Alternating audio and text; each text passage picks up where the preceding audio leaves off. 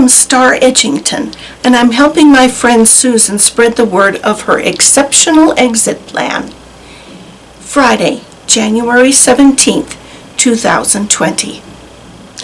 I woke up with 3 heater blisters on my upper arm today. I've not had a heater blister in years.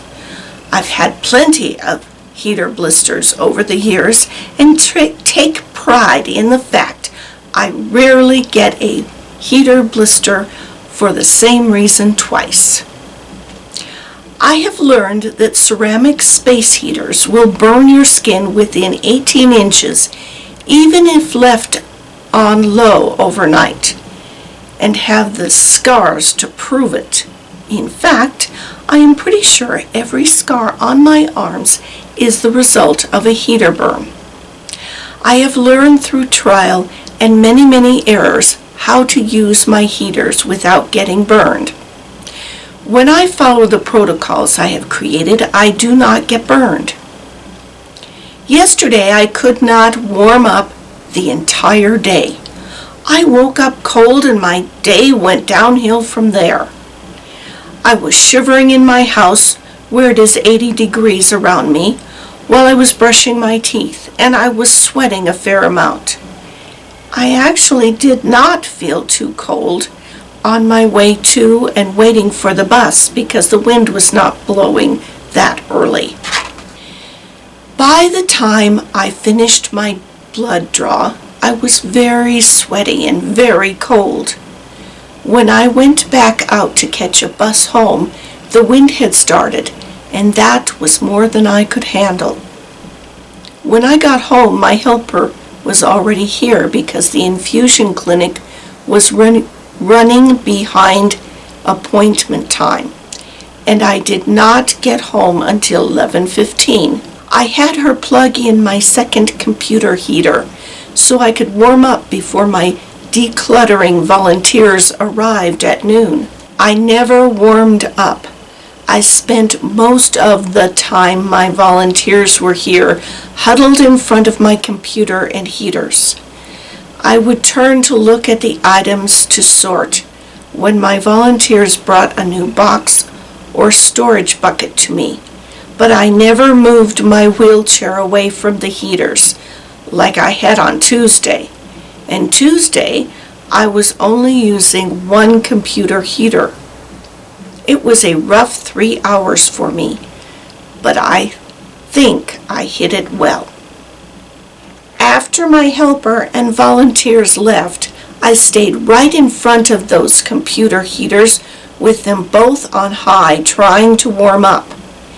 It never happened. I never warmed up. When it was supper time, I did not eat because my arms were still shivering and I did not think I could feed myself. I was having trouble lifting my drinking glass. I was supposed to shower last night, but I had sweated off the occlusion dressing the nurse had put on my access port in the morning, and I was concerned I could get an infection through my port, which has direct access to my heart. I am not in a hurry to die. I was glad not to shower because I was still shivering at bedtime, and it would have taken me even longer to warm up after a shower. And now we get to the reason I have 3 new heater blisters today. I have 2 bedside heaters and 1 floor heater in my bedroom at night. In the winter, we set the floor heater at 86 so it won't shut off. In the summer, we set it at 77 degrees. One of my heaters is on my right side on a bedside table. That heater is always far enough away from me I can safely turn it to medium heat and be certain it will not give me blisters even if I leave it at medium all night. I never set that heater on medium at bedtime because at some point in the night I will warm up and I will wake up hot. The cord is stretched pretty far from the outlet, and I have trouble lifting and pulling the heater close enough to turn it down and place it back on the table. I'm afraid I will drop it and set my house on fire in the middle of the night. The other heater sits in the bed with me.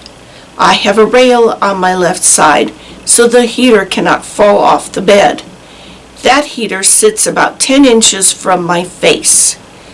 When I am very cold, I turn that heater to medium to warm up because it is easier for me to adjust. Last night I was too cold for too long. I fell asleep with that heater still set to medium instead of low.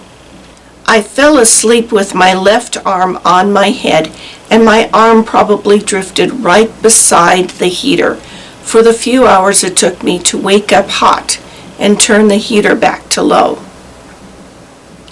My piece of advice to you is never get too big for your britches.